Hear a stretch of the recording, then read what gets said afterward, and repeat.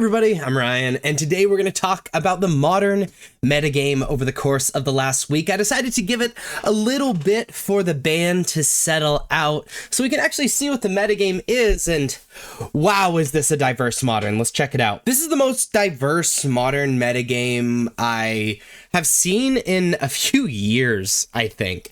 24.6% not having a large enough percentage of deck to show on this graph. And the most popular deck is less than 10%. And there's a ton of viable archetypes, with some old favorites sitting at the top. The most popular deck being Dimir Murktide at 9.2%. The second most popular deck is Boros Energy, is still around, though much less powerful and much less dominant. I think the last metagame was like over 30% of the meta and it dropped to 8.8.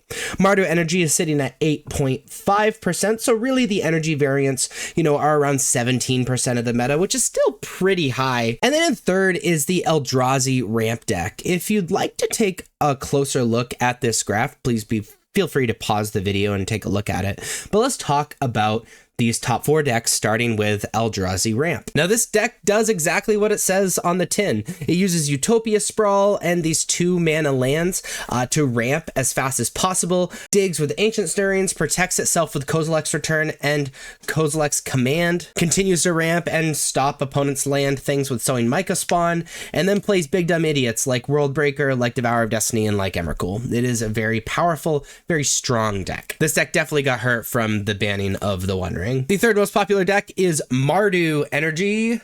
Mardu Energy is really just the old Mardu Energy shell, just playing either Seasoned Pyromancer or Fable of the Mirror Breaker in the One Ring slot. And that's pretty much it. It's an aggressive deck with a lot of play, a lot of game plan, and the banning of Amp Raptor in the One Ring hurt it, but not bad enough for it to totally go away. Pretty much exact same thing with Boros Energy. It's playing Seasoned Pyromancer or Fable of the Mirror Breaker in the One Ring slot, and then playing like Unstable Amulet and some more Thraben Charm, main deck Blood Moon in the Amp Raptor slot. And it's just the aggressive white deck that has a long-term game plan. And the most popular deck is Dimir Murktide. I don't even know if we can call it Murktide anymore. Really, Dimir Unearth, Dimir Oculus, Dimir Psychic Frog, whatever you want to call it. It is the tempo deck of the format. It's looking to counterspell and kill you in 1-for-1.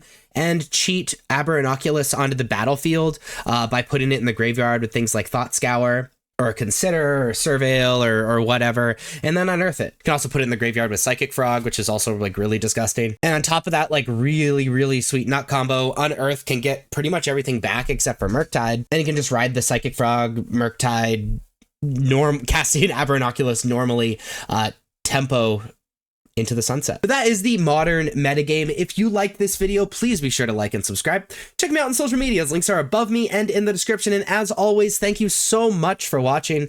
I'll see you next time. Bye-bye.